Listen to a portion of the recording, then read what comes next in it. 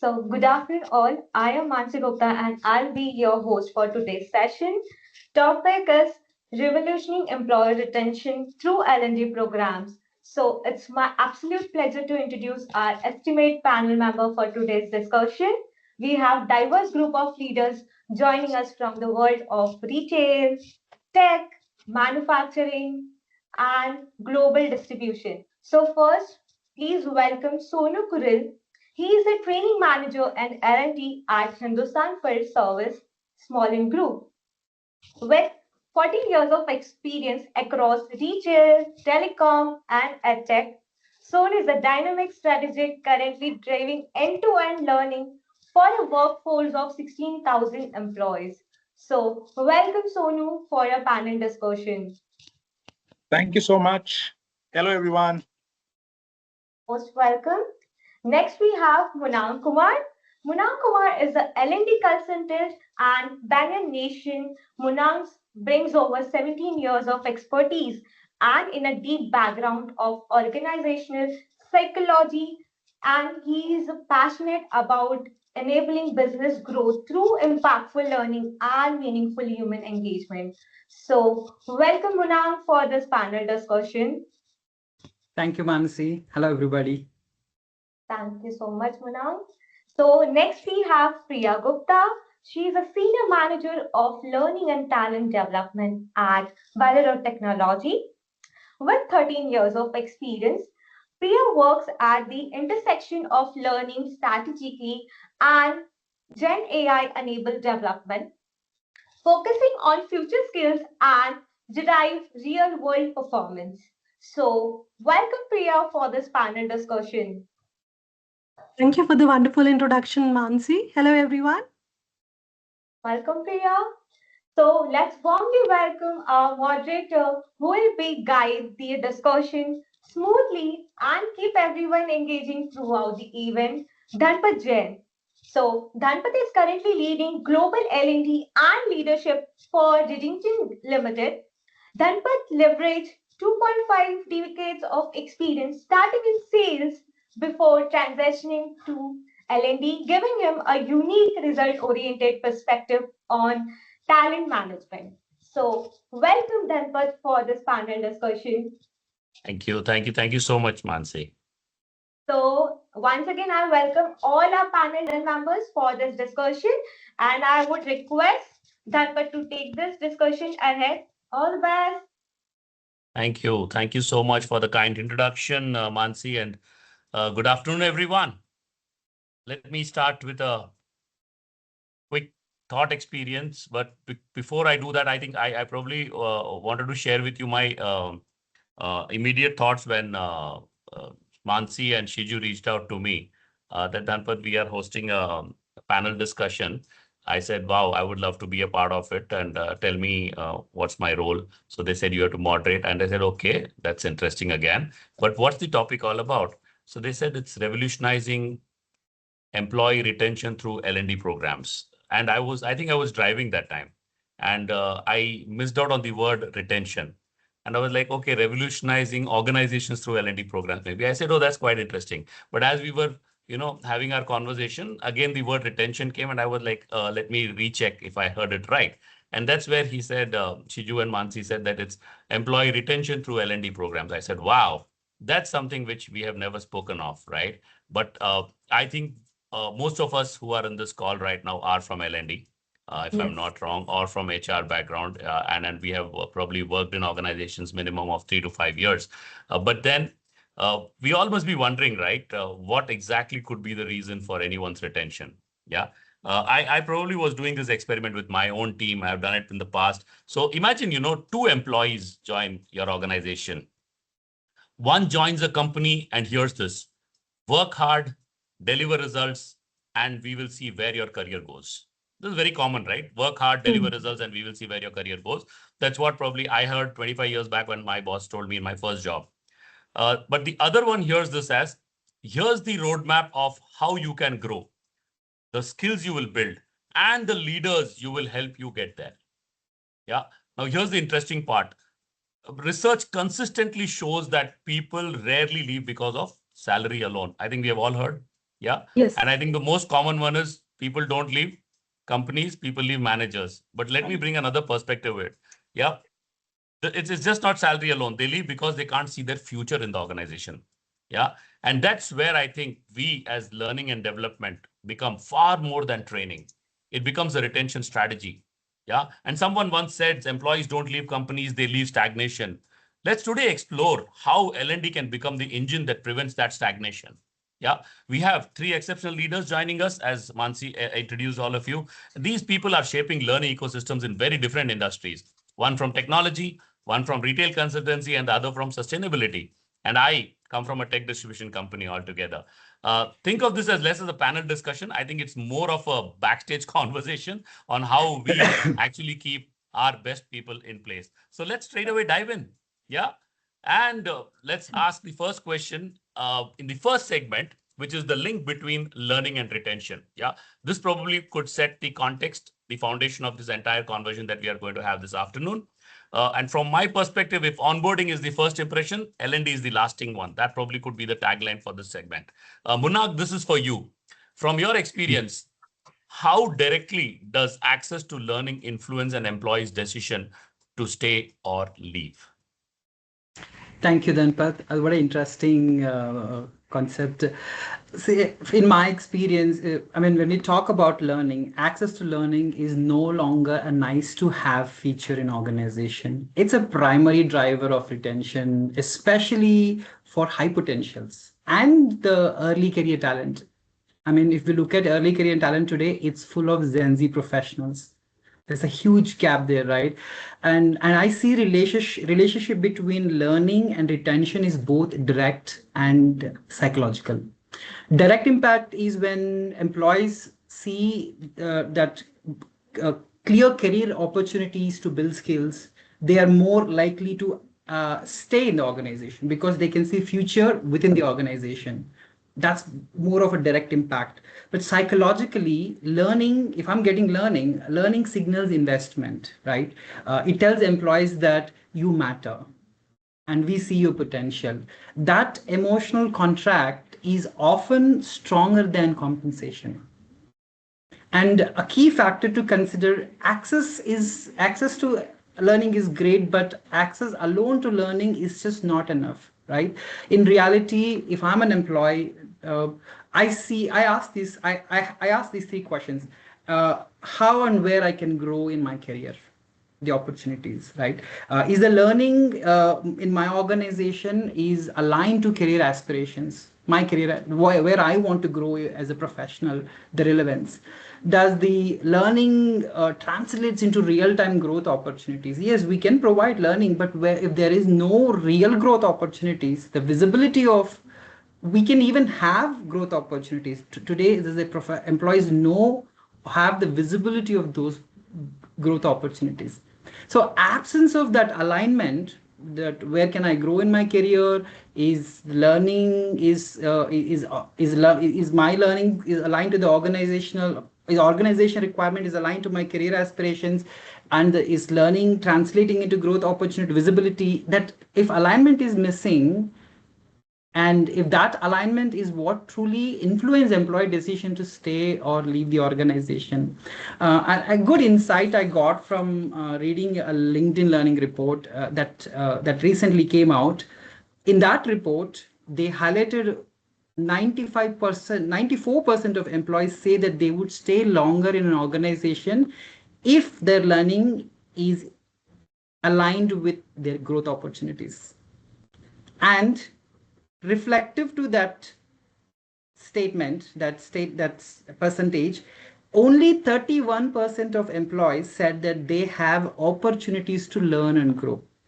The contrast between how many people believed that they would stay in organization because there is because there is learn and grow is aligned to career opportunities, and only 31% who contributed into this research said they only have access to learn and grow. The others said they don't see opportunities. That's a call out for L&D and the whole L&D fraternity, that our learning is not really aligned to their career and growth opportunities.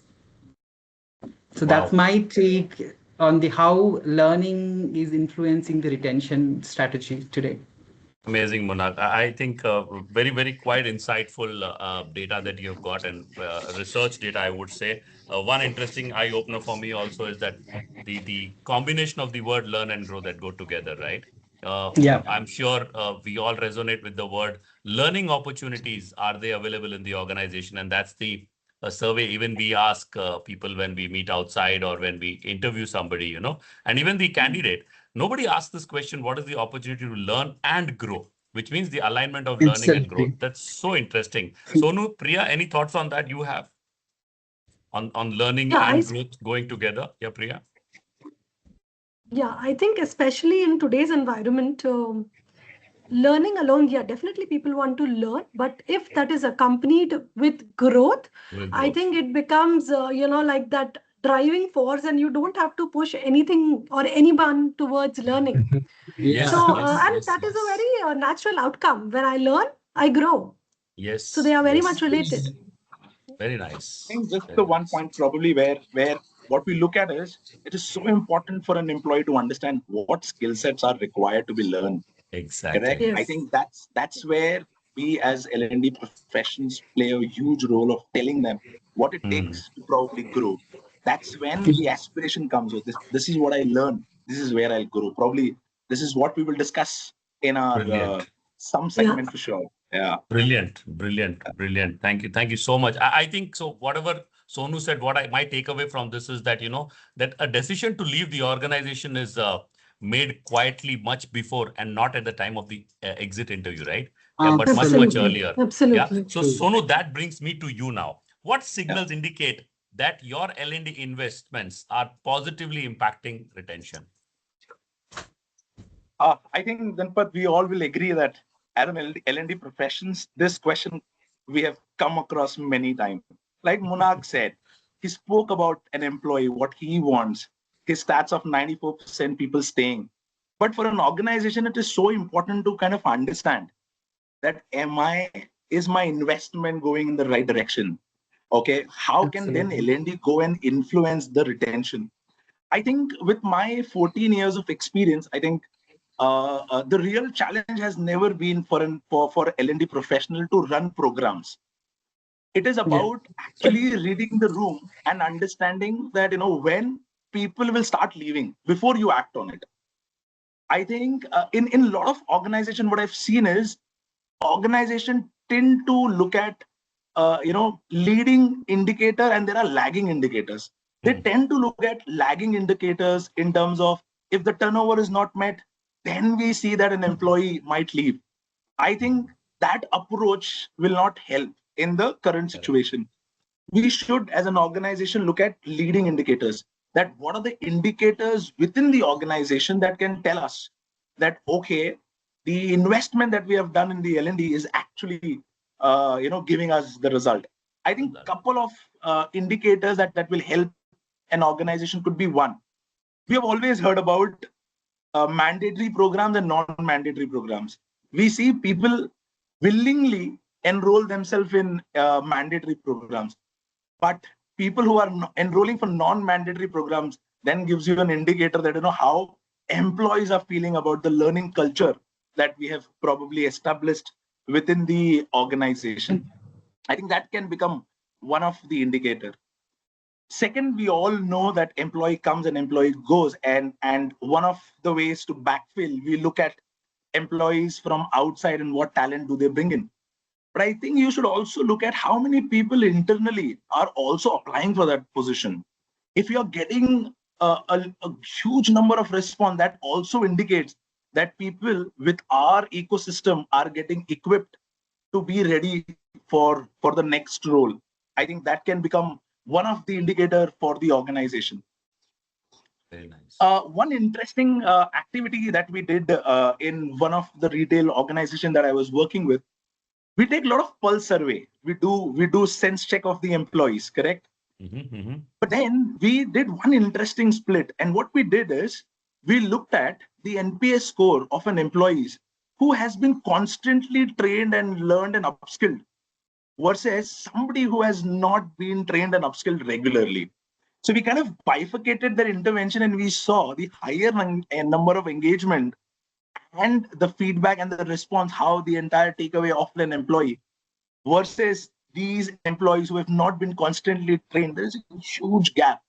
That kind of gave another indicator, and it's an indicator for an organization to invest and relook at the entire learning culture. I think these three could definitely give an organization an indicator of where the investment is going. We talk about cross-functional training and grooming our people. I think if you have mentors, too many mentors who are ready to probably train and build your talent pipeline with cross-functional, that also an indicator that that you have reserve in terms of great talent within your organization. So I think these couple of things could become an indicator for an organization. Wow. This is interesting. I am making notes selfishly because this is something that I can go take back to my team, because this is a very interesting conversation I keep having again internally, right? And Yeah. all the HR heads who we report to ask this question, right? Hey, whatever you're investing, what is the ROI? This ROI word has become such a common word across organizations and in the HR meets, right? So what's the ROI if you have invested in learning, right? And I think these are the beautiful points that you have made, how do you find out? Because directly, one of my team members who just joined in, this very young person, a management trainee, they said, sir, apni training ke baad, if there are people who have, not left the organization, that is a good indicator. I said, so you train 1,000 people, 900 people have stayed back. It's because of you. Wow, that's so nice of you. You're being very naive, I told him. But then very, very innocently, the person said, but I like the idea. At least this person is thinking in that lines. Right. And but then how do you know that out of those 900 also, how many of them actually stayed back because of learning opportunities? And Sonu, you pointed out so well that how many people actually take up non-mandatory courses, voluntarily, which means they love to come and learn, and applying for IJP, which means if I have the confidence that I can grow in the organization, only then I'll apply for IJP, and that's the only path that I can take. NPS score, wow, beautiful dimension you brought into. I've always measured NPS scores of programs, but I've never mentioned NPS programs of people who have been trained versus non-trained, or people who voluntarily come up for training and not come up. And finally, as you mentioned, the mentors, if there are a lot of mentors available for cross-functional, mentoring, that's again a good indicator. That's lovely, Sonu. Priya, Munna, do you have any indicators from your end that you'd want to add on to this? No, I absolutely love listening to Sonu. I mean, I think he brought in a very valid perspectives.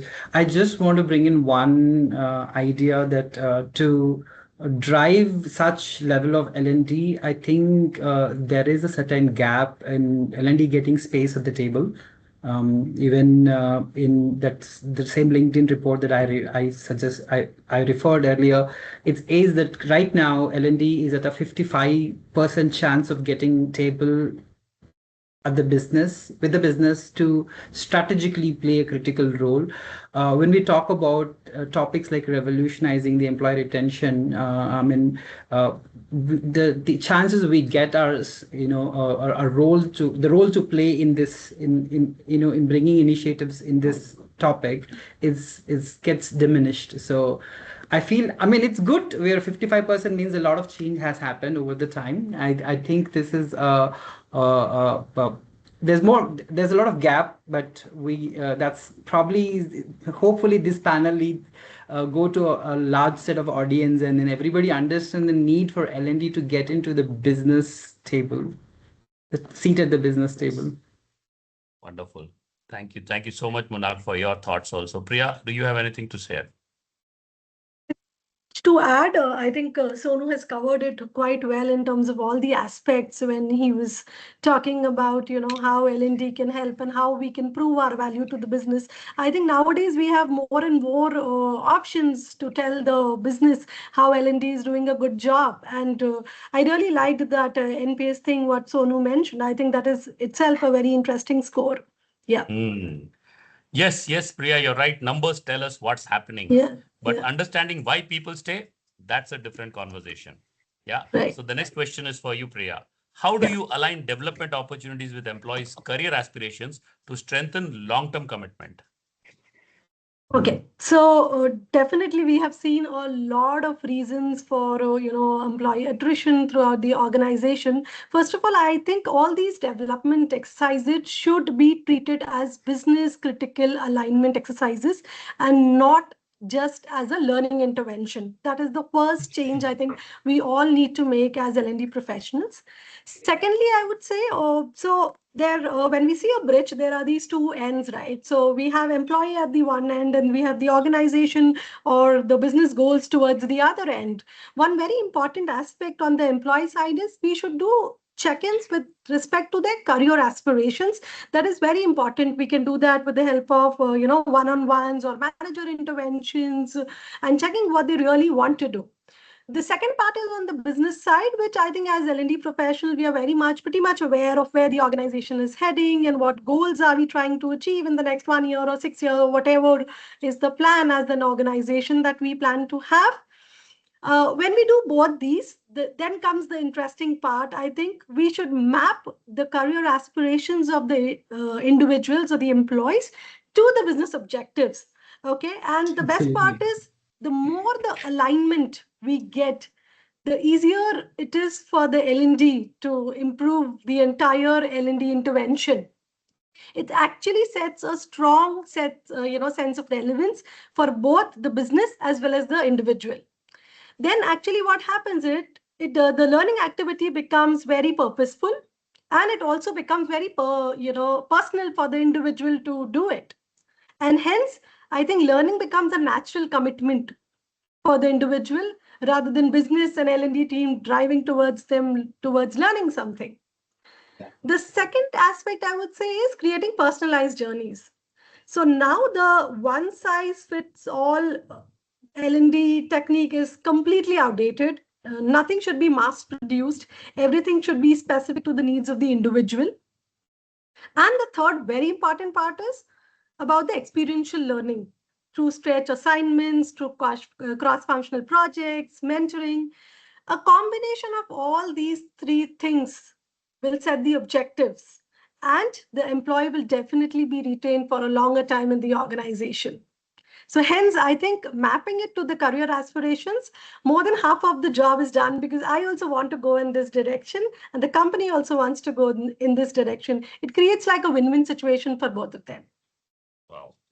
Yeah. This is so interesting, Priya. I think the point that you brought about was very astonishing. Mapping the business objectives on one end to the career aspirations. These are two different things when people talk about it in organizations. But marrying the two, wonderful. Most of the times, what L&D professionals I have seen do is talk about the career aspirations, listen to people and say, yes, we acknowledge your career aspirations. Go back to business, ask them what the business objective is. And then you are in a dilemma. Oh, if this is the business objective and this is the career aspiration, now how do I marry the two? What's the narrative I need to build? And most likely, we tend to get inclined towards the business objectives than to the career aspirations, which Absolutely. obviously every organization does. But I think if you're able to do it with a very, very stable and sound way, I think you will have the maximum buy-in from the learners themselves too, because there's a purpose, like you said, and that's the right Right. approach. Very, very well said. Thank you so much, Priya, for that. Probably I will move into the next segment, but I probably would want to sum this segment up where we discussed about, the drivers of, employee retention, one being, the learning itself, and the very important point that you mentioned of learn and grow, Monarch. Yeah. And then we had Sonu speaking about how we can measure learning. And finally, we had Priya talking about how career aspirations and objectives of business can be mapped together. With this, we'll move to the next segment. But I think interestingly, we have a poll for all of you to answer, and that's on our screen. So people, what makes you stay longer in an organization? It's a question for all of you.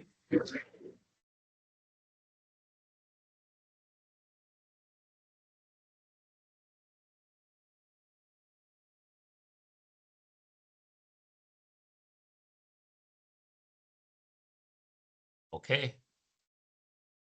So we are getting responses. Work culture is right now leading, learning opportunities 29%. I know we are all learning people, so there will be a bias.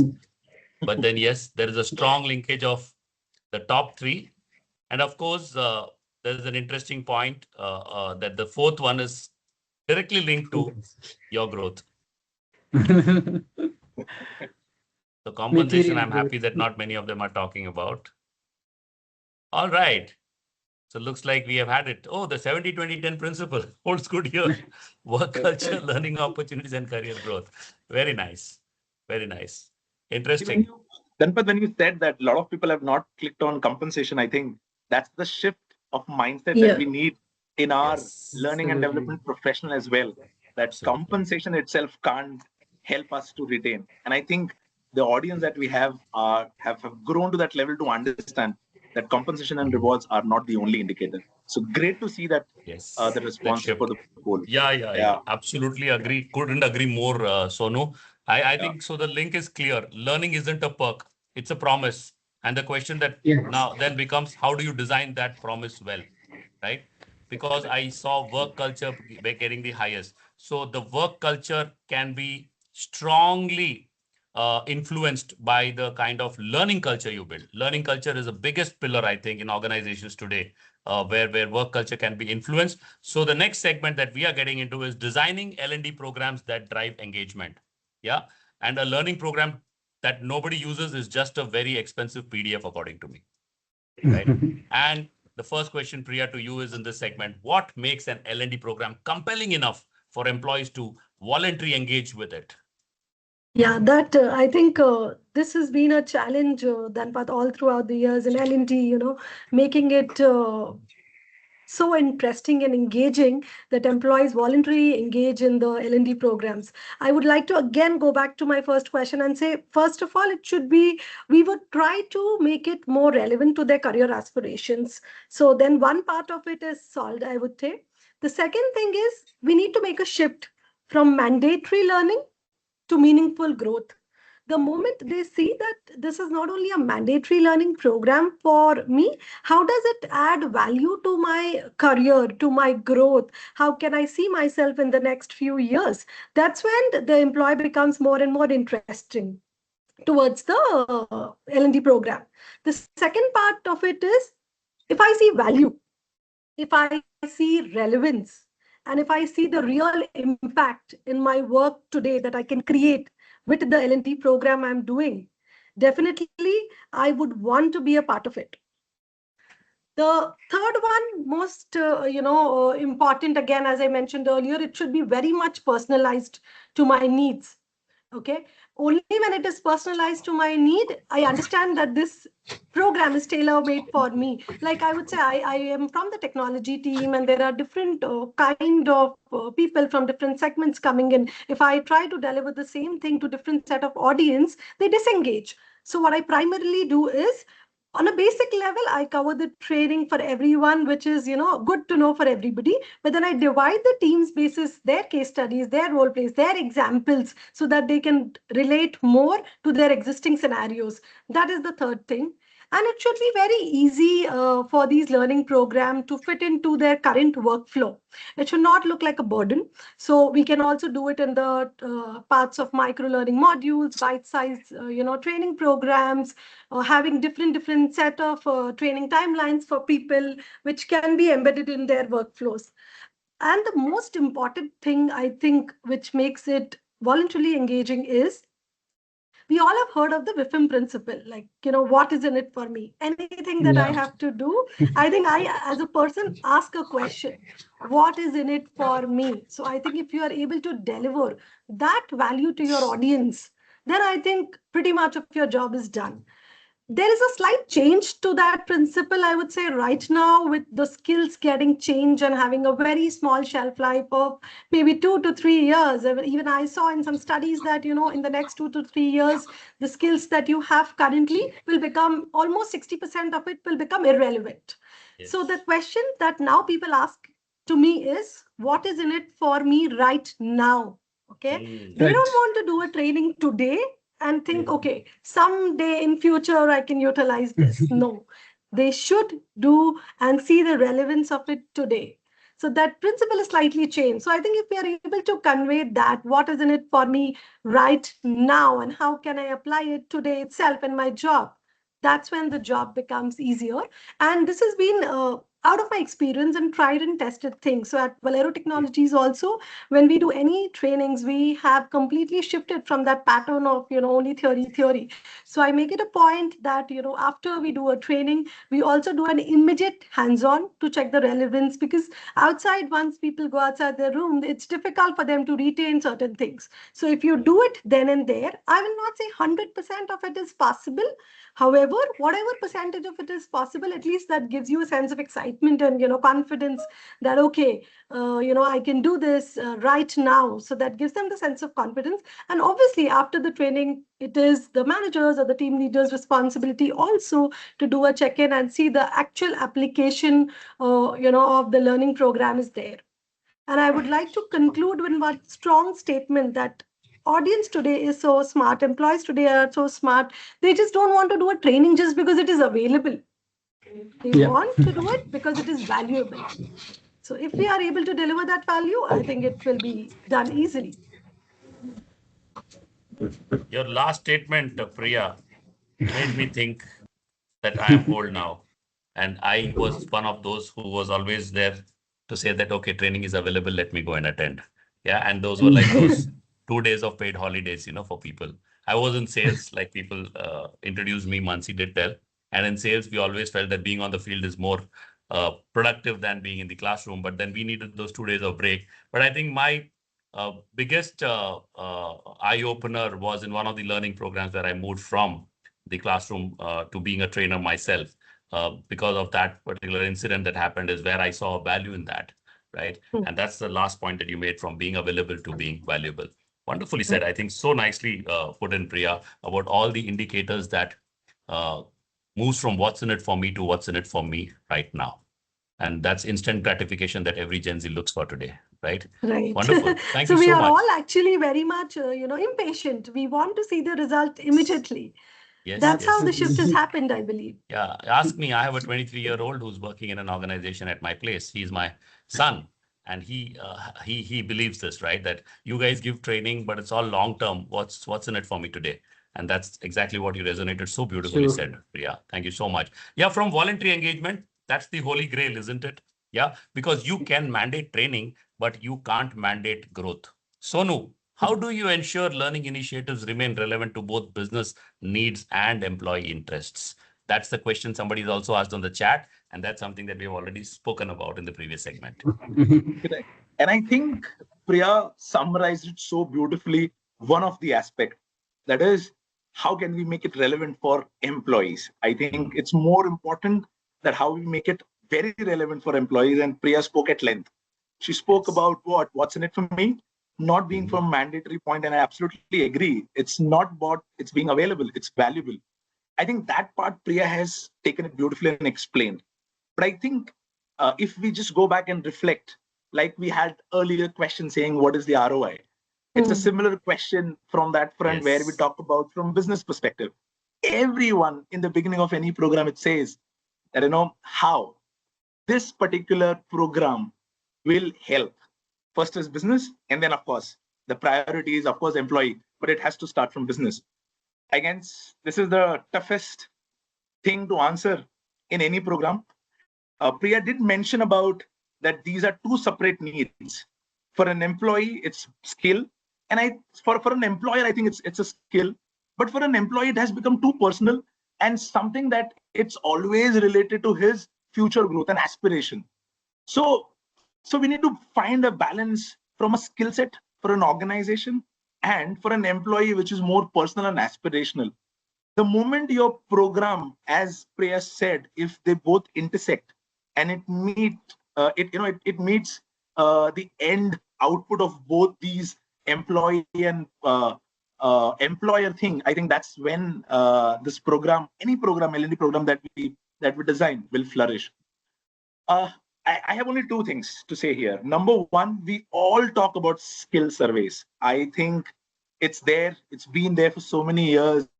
We look at competencies, we then go ahead and do skill surveys.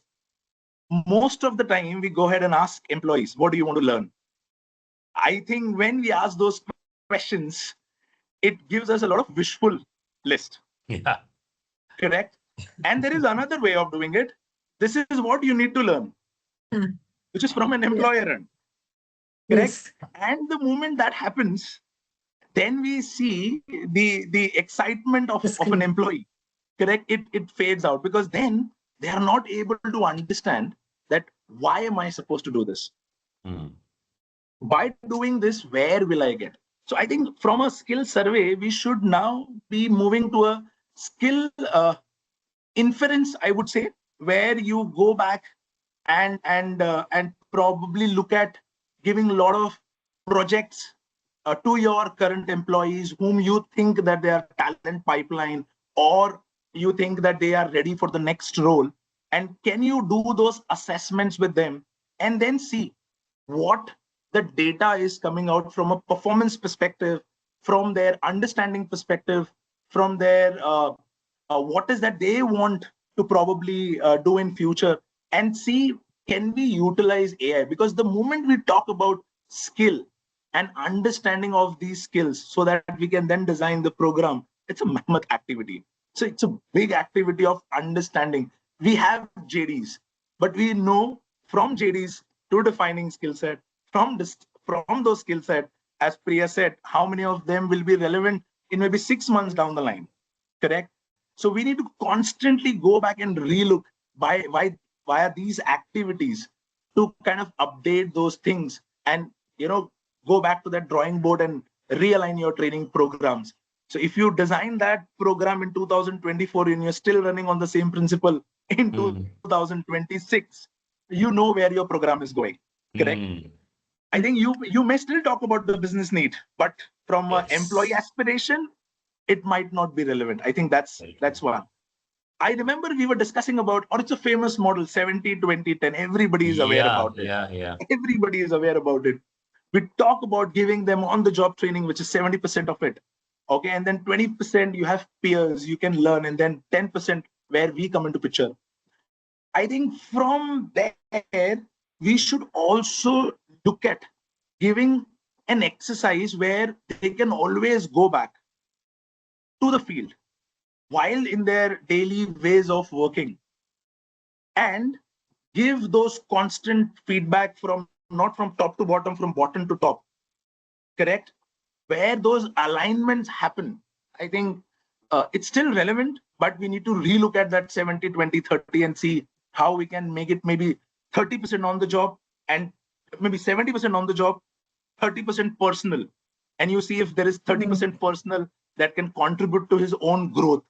Maybe not now, but maybe 6 months or 1 year down the line. I think there is some scope. It's still a gray area. With AI coming in, I don't know what will happen in the next couple of months, and we have some tool to probably assess and quickly move on and be ready in next 6 months. Thank you, Sonu. Thank you. I think while the topic itself is a very disruptive topic, and you brought in more disruption in disruption, which is bringing AI and the 70-20-10 becoming the 70-30. I think I liked your idea of giving projects and then assessing them on the go, right? That's very interesting, and that's probably what I would say. It's like we can make our jobs easier as L&D professionals by making the work itself as learning.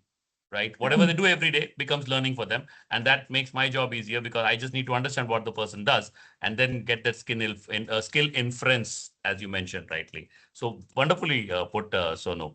And maybe, Sonu, you mentioned about relevance, keeping the people in the room. But what keeps it personal is something that you also spoke about. But let's deep dive with Munag on what role does personalization play in increasing engagement and reducing attrition? Wow, what a brilliant question.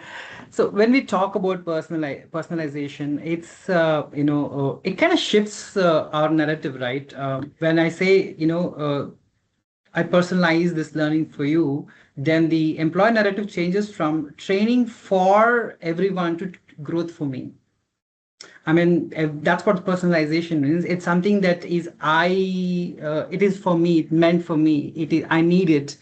So, and when one of the challenges that L&D professionals for a long time we have is that we design L&D frameworks, strategy, we even develop annual calendars, and we categorize learning into capability development roadmaps and compliance learning roadmaps and career aspirational roadmaps. And these sit there and they are translated to employees through their leaders. And then this feels like a brochure for them, like a set of programs that I have to complete in the by the end of the year. And often some of them may not realize how they brought value.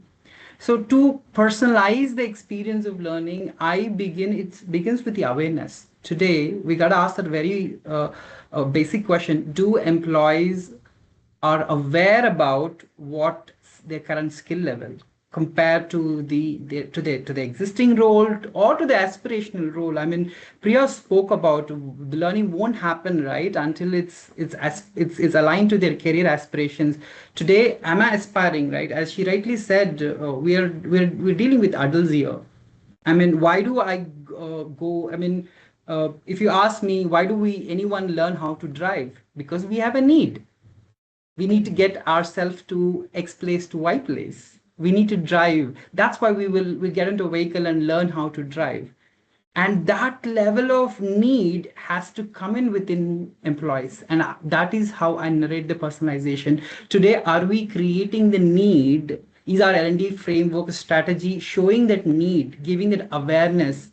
And how do we do it? That's a big question, isn't it? So that's where what Sonu said. We have job roles exist. They are being given job descriptions, massively written paragraphs actually. But can they be translated into selective tasks or specific tasks? And then skills are required. Do they have awareness how effective they are in those skills? And to grow to next level, to the career that the growth that they aspire to, what is the gap? If they know the gap, if that leads to awareness, once they have the awareness, automatically they will find, they don't need approaches, they will find, they will chase L&D. Hey, I definitely need this. This is important for my business objective. This is important for as Sonu rightly said, there's a gap between business objective and what people career, what individuals wants as a growth. They have to, only when they see alignment to the role, they will understand the gap between there they need to be, because they chose a role that is critical for them in alignment to their career path. They know exactly the same skill gap is aligned with the business objective as well. So awareness of where they are is required as a first step in personalization, right? And once I have the awareness, then L&D can come in. I mean, and L&D will have to ensure that that customization of the learning pathway can be done to the individual. Of course, when we talk about this, feels like a massive task. I mean, who would have time to do all this? That's where this is not a responsibility of L&D professional alone. It's a responsibility of an L&D professional as a learning business partner with business leaders. The respective business leaders have to have those development dialogues, help them map out the skills that they are in, and then the gaps that they have and what they need to fill in the gap to grow into next level. Then we would come into picture to personalize the learning for them. And today again, the same question comes in: how do we do all this? Like, who has time? Does a team leader has about 20 people reporting into him, a manager has a 40 people reporting to him. How could they personalize this for everybody? This was always been a biggest gap, but now with the AI, personalization is just one prompt away. Use the prompt and automatically just put out, hey, this is the just take the inputs of what career aspirations of the team members. The managers can put that. Now for them to grow based on this JD, can you tell what is the skill development areas for them? Then there it is. That level of personalization can be assigned now. Then the manager can say, hey, you want to grow into this role. This role requires the additional skills which your current role doesn't have it. So focus on these learnings. Now what we will do, now that you put a plan for yourself, we will send it to L&D as the order taker. I mean, I know people don't appreciate when I say L&D is an order taker. I don't mind being an order taker because now I am not trying to figure out needed in a haystack. They are coming with the right skill gaps that they need to develop, which could feed into my L&D strategy. I don't need a brochure, but I could take a clear diagnosed, assessed learning needs into L&D framework and drive L&D. Because when we try to build this top-down approach, it's often is, oh, do I have to attend these programs? I'll give an example. Mandatory courses, organized compliance courses. For years, these are seen as tick in the box. Agreed? These are like, oh God, L&D assigned these courses again. Every year, why am I getting same program again? That's how people felt. Training for everyone. We need to shift that psychological inertia. We need to cause a psychological inertia about mandatory programs. Mandatory programs are amazing. We labeled it incorrectly. These are ethical standards of a reliable employee. These are standards that makes you stand out better than everybody in the organization. Why don't you see value in it? People have to understand attending a code of conduct and ethics is reminding them the ethical practices that followed in the organization. Posh is showing repeatedly the behaviors to notice so that there is no exploitation in the organization. So the personalization of why are we doing this, it has to align to their values and principles and to the role and to the organization principles as well. So today I see a massive gap in the narration of what L&D programs that we do. We are probably doing the right program, but they've been branded very differently. That their employees don't feel connected to it because they did not feel it is for them. They felt it is required by the organization, so therefore I have to do it.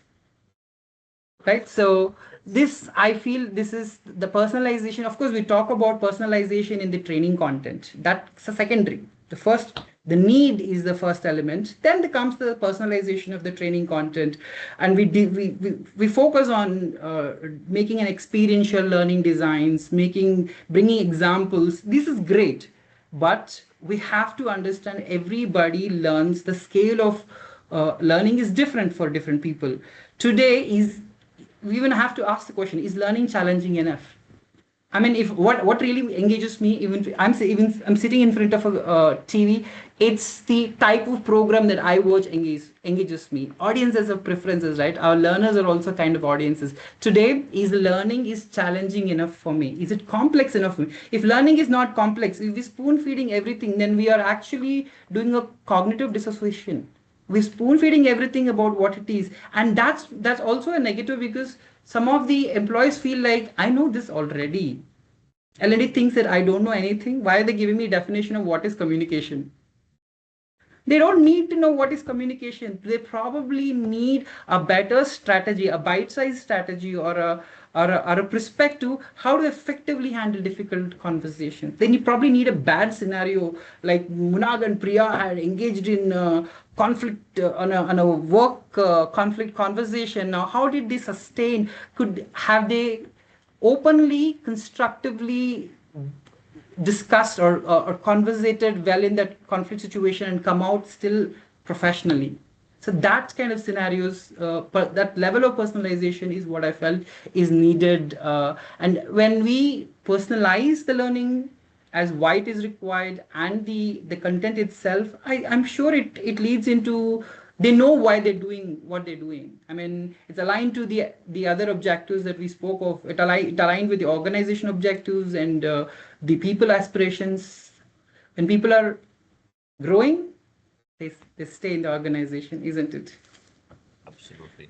Absolutely. Thank you, Mona. Thank you for that wonderful answer on the personalization of learning. And that too, you picked up a very good cue from, the skill that I need versus what the organization wants. Is there a match? And then you build on that, right? So personalization turns a program into a conversation. And what employees feel heard in their growth journey, they tend to stick around for the next chapter, right? So moving on to the next segment. And before I move to the next segment, do we have a poll that is already there in place? All right. There is this poll about, does your L&D program impact retention. Good. I think if you have not started measuring it yet, this is the time. We have provoked you enough, I think. And I think the last two segments would also provoke you more. But let's hope it does impact.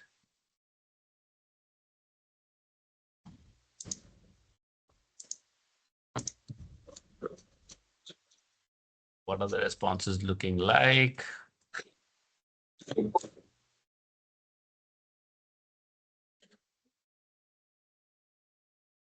Okay, so yes, it's a good mix. Some impact, strong impact, minimal impact, and not sure. That's a good one. That's a good one. I think that actually leaves us with a good mix of people who would want to learn from here and takeaways that could move you from being not sure to at least having a minimal or some impact. I'm already, I think, personally learning a lot that I feel that these three have made an impact on me, which I can go back and share in the organization and put it to practice. Very, very practical examples they have given me. Oh, great. So thank you. I think a lot of people agree, strong and some impact, which we are happy if that's happening. And people who only one of them have said not sure.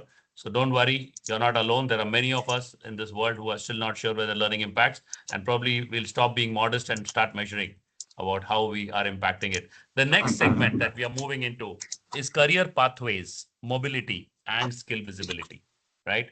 The best talent doesn't always want to climb the ladder. Sometimes they just want to know where the ladder is. Yeah. How True. important is internal mobility in retaining high potential employees, Priya? Okay. So, Danpat, I like that ladder idea. I would say Sorry, I think Priya, there's a lag in your audio video. However, okay, one moment, let me just check. Is it still the same? Yeah, it's better. It's much better. Yeah. So I think internal mobility is not only important for high potential employees, however, it is important and it is a strong driver for retention for all the employees in the organization. Okay. So employees, when they can't relate to learning or any of the L&D programs, they just don't disengage from it. Eventually, as you very correctly mentioned in the beginning, Danpat, it is, the idea of leaving the organization just doesn't come during the time of exit interview. It happens long back. The roots are long back. So that's when they start disengaging and that's when they start to quit. But internal mobility is not just an HR initiative that is nice to have. Okay, I would say it's a retention cheat code, something that is very easy. Okay, and we can use it as a cheat code. And I think there's an altogether fashion of using a lot of cheat codes. So this is one of the things that can help. Now, on the employee perspective, I would say when it comes to employees, high potential employees, they are wired slightly differently. I would say they want progress, but they want a progress with a lot of variety. They want progress that is visible. They want progress that is appreciable, with a lot of growth and plus a lot of challenge. And this happens when internal mobility happens in the organization.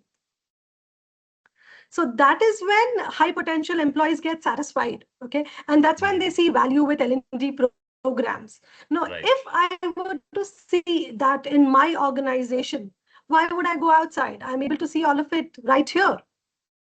That is one very important thing. I have not seen anybody hopping jobs for excitement. Definitely, there is a reason for it. And if I'm able to cater to that reason, I think it will add a lot of value. Now, this is on the employee side. Let's see on the company side. So I always see the win-win situation on both the sides, whether it's the employer as well as the organization. So when on the organization side, definitely we are building up a talent pool, a strong talent pool. So whenever I need something, I don't have to go out in the market. I have my people ready. Okay.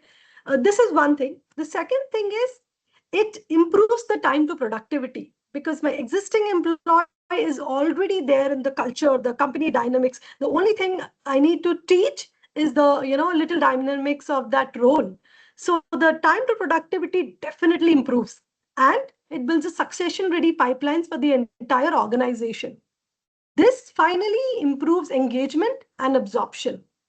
So I think that is how important internal mobility is when it comes to employee retention with high Great, potential employees. great points, Priya. I think you mentioned a strong talent pipeline, time to productivity, and internal mobility just being a cheat code, right? Right. And for me, I think the internal mobility is often the unsung hero of retention. Yeah, Absolutely. and Yes. a lot of times L&D people don't even want to take the credit of it. Yeah, we say, अरे वो तो हो गया होगा ऐसे ही, पता नहीं वो कुछ अच्छा, he did something very good, so maybe that person has, but it does. They don't take the credit of saying that it's because we trained that guy, that high potential talent is because of me. So I think very interesting, and probably from there we move on to your world, Munag. What strategies probably help make career paths more transparent and accessible within the organization? Thank you, Danpat. Your what you said is just almost uh, made me think about the connection between the internal mobility to, like how you said, it's been unsung hero for retention. It's also is the feed factor for building the trust for the organization. Employees, as they see more opportunities internally to move, not just within the team, it give more trust and loyalty building, right? It's the employee engagement. It feeds on a lot of stuff. And I just want to finish the thought that I had there. It's a brilliant strategy. I think it's one of the best. So moving on to that question that you said, the strategies that help make career paths more transparent and accessible within the organization. I think it's a it's the, as a concept of career paths, like it's often seen or often considered as a core HR initiative in most organization. It's never really now things are changing. I'm grateful for that, but it's always referred to as a core HR activity.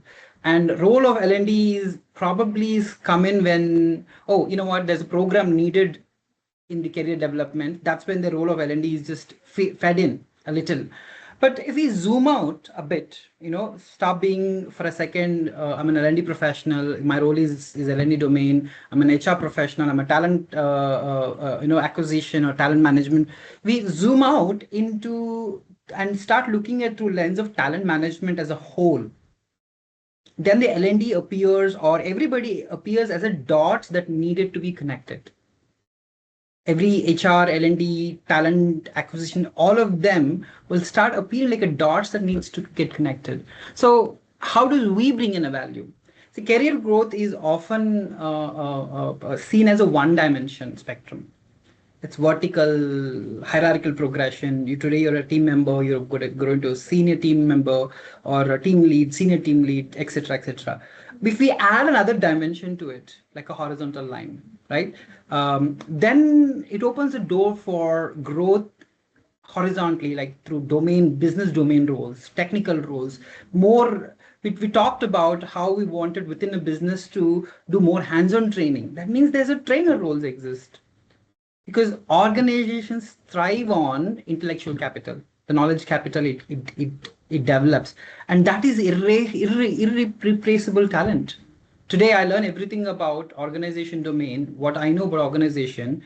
I go out, it's useless for me, it's useless for organization as well.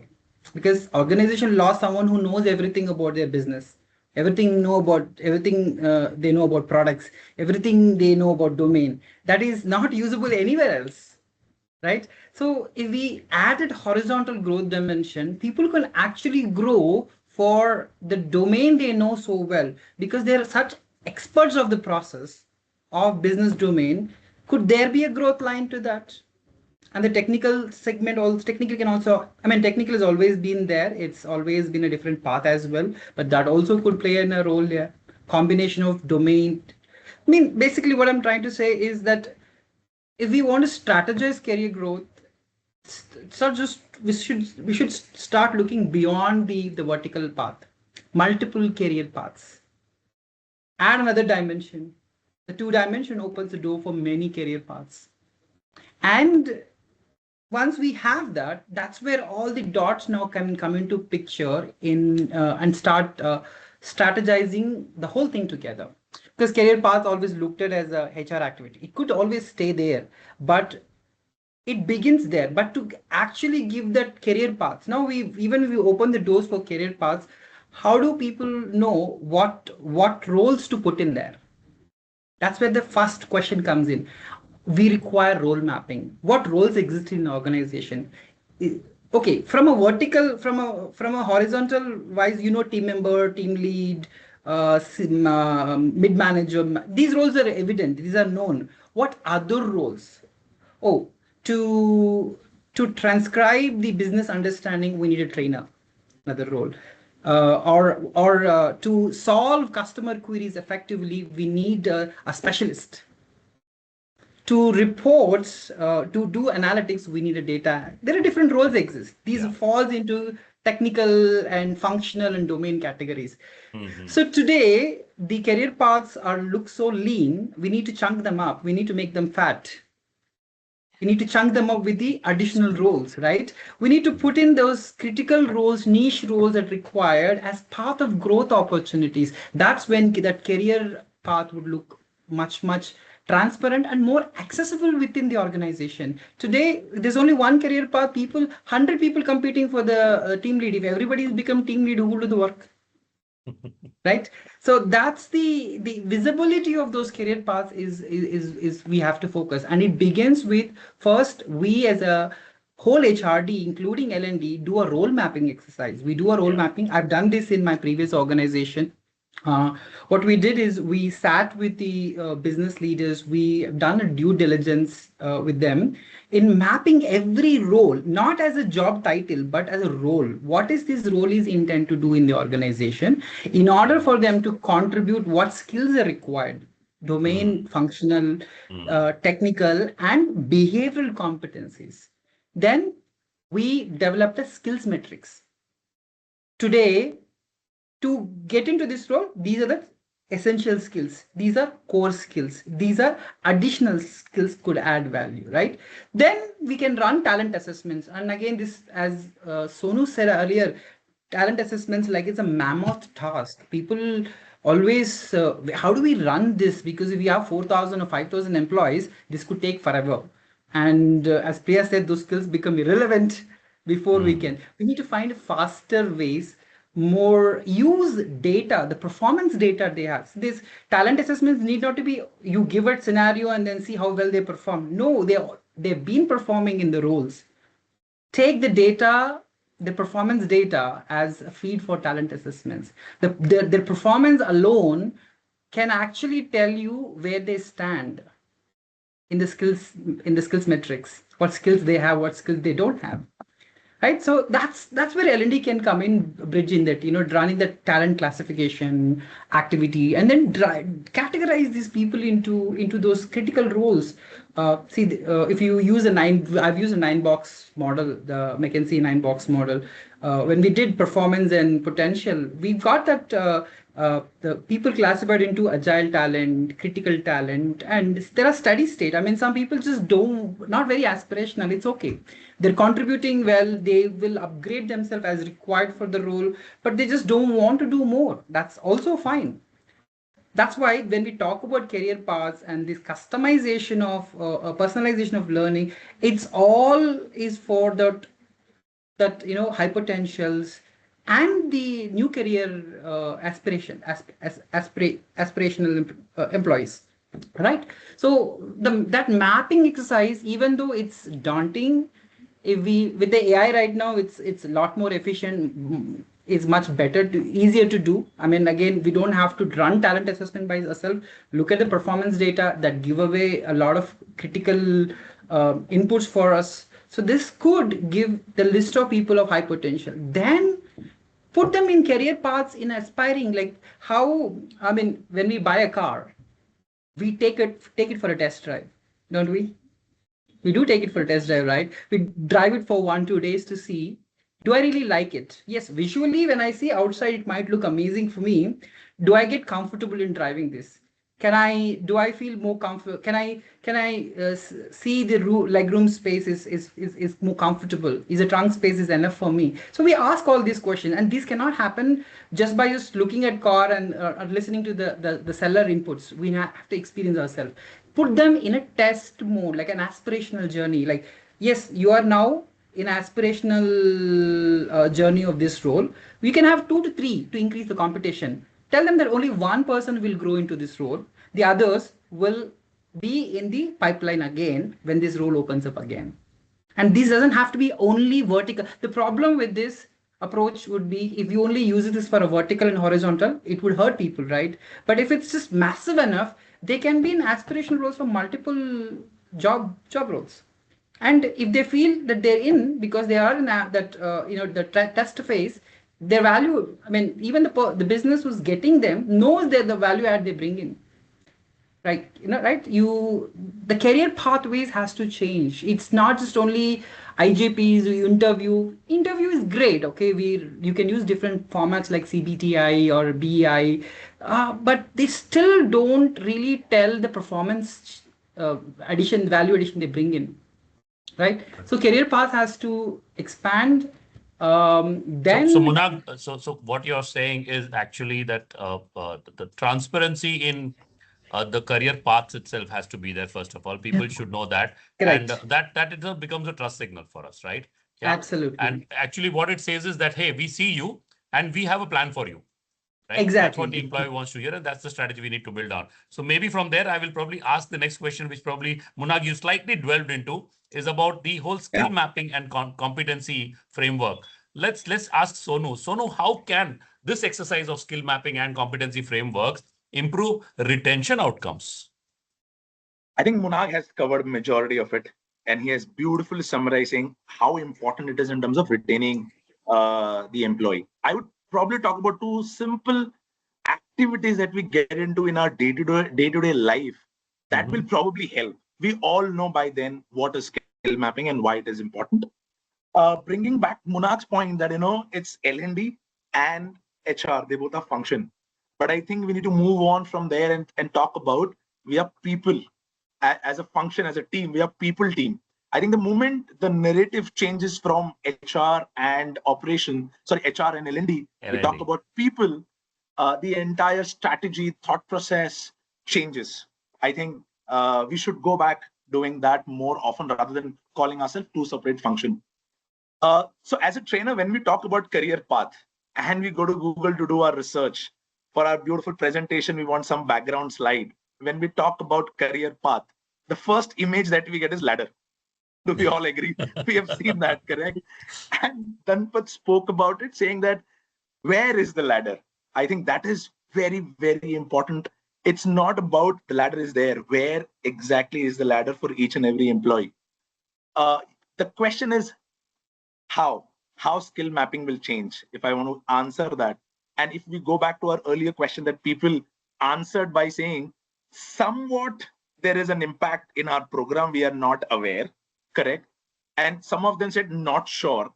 That means somewhere they have not defined the outline of the program, if they've not gone back and actually mapped, saying if here where you are currently, by doing this is where you will get. Now give us the feedback, let us understand the progress. I think this exercise, how mammoth it is, how big and how huge in nature it is, we still have to do it. Munag did speak about from one position to another, it has to be clear dialogue. But I think it solves a very basic problem that is invisible, which is ceiling is invisible ceiling problem. I don't know where it is, correct?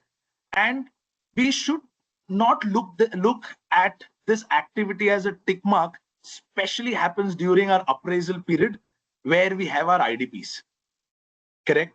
But if done rightly, I think what Munag said, if this exercise is done rightly, there is a lot of relevant IDPs that will flow to the L&D.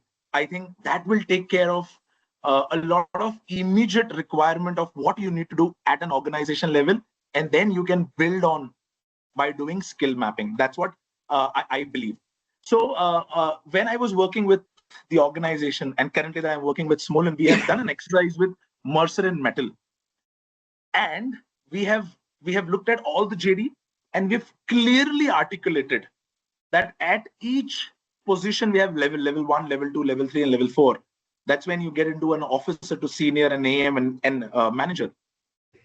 When you have this clearly articulated, okay, what it helps that people don't realize is in day-to-day dialogue with your manager, when an employee speaks to a manager and a manager speaks to an employee, there is one generic line: good job done. Keep doing good job. And we will see. Acha kaam karte rahe, things will come to you. But what does it mean? What does it mean? Now imagine if you have this skill mapping done for each role from level 1 to level 2 and level 3, correct? For a very simple topic like stakeholder management. And suddenly your manager is having a conversation with an employee saying, you know what? You've been doing great in stakeholder management. Because of these 3 mistakes, you're at level 1. Correct? Now, by doing these 2 additional activities, you will go to an assistant manager role at a level 2 in stakeholder management. And here is the training program that is aligned to you. He may not be equipped with a training program. He may redirect to us. But if he is capable enough to identify this at this level and give us the input, I think, Munag, a lot of problem statement that you said, we will be able to resolve that with skill mapping. By now, we know how important skill mapping is, but we need to understand in day-to-day life how it will benefit to retain employees. People talk about top talent cohort, but those cohorts are not made in a day. These dialogues that you do every day. That's why you also made a point that employees don't leave organization. It's his capability that we also need to look at how well can we equip the manager at that level with all of those assets that we have from L&D as a function, especially from skill mapping. This is what I feel, and has helped immensely. We have gone to that level and made our team equipped. I think that will also help our L&D folks to design the program, and then we'll be much more in a better place to say how effective the program has been. Yes. Wonderful. Very nice. So Sonu, I think whatever you said is it's visibility isn't about just titles now. It's about it's not about what value are they building. If we are able to show that to them, that they are building value in the organization layer by layer, and that's where probably they will be able to see the ladder, which is infinite. Yeah. And I think very well said. But then all said and done, guys, the most difficult question that every boardroom asks. We are in that segment now. Yeah. Measuring impact, retention metrics, and business outcomes. ROI. Yeah. And you all know, if you can't measure it, leadership won't fund it. Yeah. But before we talk the numbers, let's have a poll. What drives your engagement in learning? All right.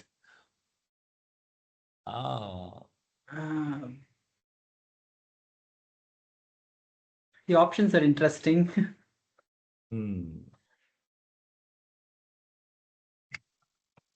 But you know what? We did just, I'll not bias the answer, but let's wait. Okay.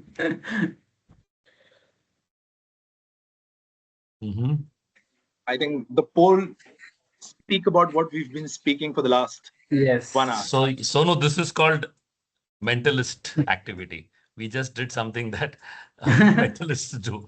We actually fed them with that. And they actually are thinking on those lines, which is a good indicator that whatever we do in the learning intervention that we do, it should lead to a career relevance to people. Absolutely. And that's nice. Yeah, of course, manager support, we spoke about it. A lot of sponsorship required from managers, and we don't have the bandwidth alone to do things. Wonderful. Yeah, recognition comes along. Super.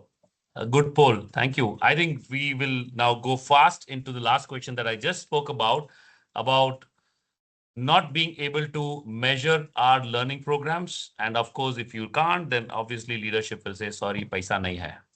Yeah, and your budgets are cut. So let's talk numbers. So Priya, what key metrics do you track to measure the impact of L&D on retention?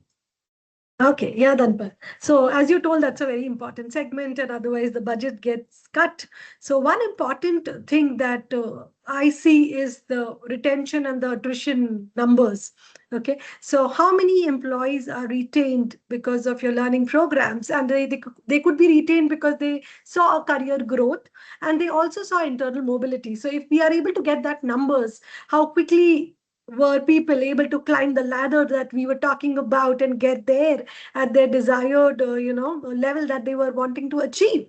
So that is one very important thing that can be used as a deciding factors, because we didn't have to go out in the market hiring people, getting for people outside. Rather, we were able to create a good grow a good talent pool inside. So that is one important thing.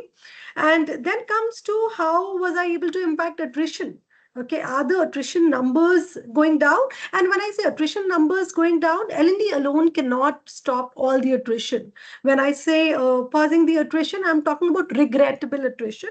And when I talk about regrettable attrition, that means attrition of high performers as well as the critical roles for the organization. If I'm able to put a pause there, I think I am mostly there. So those numbers should definitely reduce. Then comes the learning and engagement adoption scores. So if I see a voluntary increase in terms of number of people who are signing in for certain programs, then obviously I take a heads up. Okay, now the programs are working. They can see relevance. They can see value. They are themselves interested. I see people coming up to me and saying, okay, I want to do this program. That's a very clear indicator, I would say. The next is the skill application. We do a lot of training, we do a lot of learning, and are they actually applying the skill and are able to see their job better in terms of the productivity, in terms of the scores? So that is one important factor, I would say. And last but not the least, again, we do a lot of pulse surveys. So we should do that employee sentiment check and the career confidence check. So I am sure all organization in this survey have some questions like, I see growth opportunities in my organization, or my organization is helping me develop, is investing in my development. Those kind of scores, if go high or if we receive a good number in that, then definitely that's a clear indicator that L&D is helping them do better. So that is where I would like to take a pause. Yeah. Very nice, Priya. Very nice. Because you know what, metrics give us credibility at the table. Yeah. Right. And but translating that into business language, that's a skill Yeah. in itself. And I think you have Yes. very well used the right language, learning adoption score, skill application, pulse surveys. These are something that all the members of the board or the management would like to hear. Yeah. So Monag, that brings to you. How do you demonstrate to leadership that L&D investments are actually reducing attrition costs? Uh, this is, I think, by far the most difficult topic for most L&D professionals. I'm sure that everybody would side with me on this. And in fact, when we talk about, I mean, this metrics Priya was referring, when we talk about, if we put attrition cost leak analysis, let's say, oh, attrition had, we lost this much cost. With the or the internal mobility through that, we have saved the cost of the This much. hiring a new employee, The time to cost of, productivity that Priya mentioned. yes, Yeah. we could easily bring in these figures and put it, but Very there is a nice. problem, because we would get that imposter syndrome, don't we? That these are not our metrics, because we are tuned to believe L&D metrics is about the impact it created, the behavioral change, the feedbacks, that qualitative feedbacks return, success cases that we've gotten. We see all that as a good, but when we talk about when we talk about investment as a comeback, the value addition, when a lot of people, businesses kind of look at a tangible numbers, right? That's what metrics for them is, like a tangible metrics to the business. So when we translate directly into such metrics, there's that element of, is it really our outcome, or there is other compound factors that contributed? Because that's what business claims as well. We claim it as our metric, HR will claim it as our metric, and the business will say, no, this is my saving. That's the compound, because it is true, the data, it's a compound variable, right? What we do, what business manager do, what employee would do them for themselves, is saves the cost. for the organization. It is a compounding factor. So how do we effectively do this? I mean, one of the things I have done in my previous organization, of course, we've done cost click analysis, but we rather focused on building our narrative on a success case representation. How we have that aspirational pool. We have four people is now in the journey of becoming one data analyst role. Now, how many actually really grown into that, mobilized, moved into that role? How many are cross trained? Those aspects, when it looked as numbers, but when you look at as success cases in skill development, is how I show the investment back. Yes, we could always bring in that, the cost figure, the number of hours gone in, but they somehow don't transcend the meaning of what we try to convey. So the approach, of course, people are very familiar with the Kirkpatrick model. It's the focus on bringing the templates and asking people to fill in, and then we don't get a great response from the business to filling those templates. So I practically used the success case method, as in that you show the outcome not by the numbers but the value addition it drove, because there are compound factors that come into to what we try to achieve, right? It's just not only us alone. So that's the one way that I've used, and it's So, received because yeah, Monag, I think I hear you. And what you're trying to say is that the metrics is in one side, but then if you're able to bring a story to the table, yeah, exactly. that's something that the leadership would probably buy in, right? And that success story, Yes. probably I would ask Sonu if you can share an example where a learning initiative significantly influenced engagement or retention. Any example or story that comes to your mind? Yeah, I think we have spoken a lot about retention. By now, everybody is aware that if we want to do certain, what are the programs and how can we probably retain an employee? I'll probably talk about engagement. I think India is very rich, be it sports or culture, correct? There is one concept which people don't often use, that is gamified learning. How can you go back and look at your training programs and make it gamified? And I think the best way of doing it from an engagement perspective, because we've spoken a lot about retention. Now I'm only focusing on engagement. Let's say sports, cricket, it's in blood in India, correct? Now, if and there are budgets lying with operations, and we have a lot of metrics where we give away a lot of incentive based on season, based on some contest. But imagine you having learning as the center of a program, okay? And then you train certain operational trainings and have those operational trainings in place, linked it with business KPIs, and rather than calling them as achieved and not achieved, can you take inspiration from cricket? Okay, we've taken that in our current organization. We have about 17,000 employees. To keep them engaging and motivating enough, rather than having KPIs, we call them as, if you achieved minimum, you've scored 4 runs. If you have achieved stretch, you have achieved 6 runs. If it's an outstanding, it's an 8 run. Okay. And then all the training programs are aligned towards business KPIs. And then we go back and map their performance. And internally, all of these teams have become one of them has become MP Mavericks. Some of them have become Maharashtra Marathon. And then suddenly there is a competition around the employees. And how are you measuring it? It's IPL is around the corner. You can club it with the theme and let everybody compete. So what I'm talking about is engagement for the last mile. We've spoken about retention, but how can we use our culture? How can we use the passion for sports and bring it back to operations and take the operations money, club it with our L&D training, and have a gamified learning platform with operations KPI? I think that has really worked well in our current setup with such massive employees. It creates an excitement. And if there is a World Cup, you change the narrative.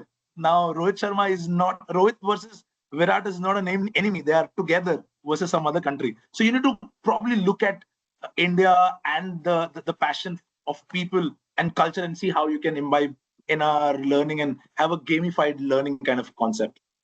Great. So no, I think I love this job. That's why I love this job, because these are the stories that keeps inspiring us, right?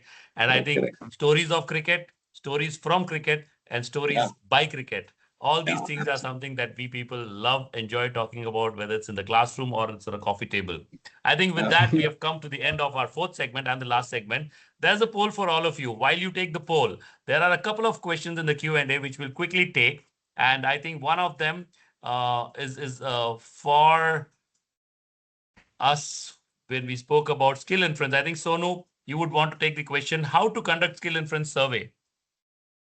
That's Swati for you, asking this question. You may want to answer it. Meanwhile, we will all do the survey. See, there are tools. I think there is no one-way solution for this because it's very dynamic in nature. Correct. If you're only relying on a tool like Mercer and Metal, or there are competitors where you evaluate based on JD, that will give you some idea about where the skills are going. And I'll go back to my earlier answer where you can always go back and give assessment, constantly have dialogues and take feedback on certain job roles, and then re-looking at those competencies and see and we need to be proactive and see from now, next 6 months or 8 months, where this will evolve to and what are the future skills that I need to probably build in and start looking at it. So I would say it's a combination of the tools that are available and of course the ecosystem that you have where you constantly take feedback. It has to be a combination of both. Wow, that's interesting. Thank you so much, Sonu. And the one last question just before we roll up, I think there are three more questions, but due to the paucity of time, I'll take this question because this was something we have been discussing. Raman is asking, how do you align learning outcomes with business outcomes? I think this is something we have been discussing. And Priya, you brought up the point of, the aspiration of an individual versus the business objective. How do you marry the two? If that's measurable, how do we do that? Maybe anyone can take it. Priya, you may want to start off.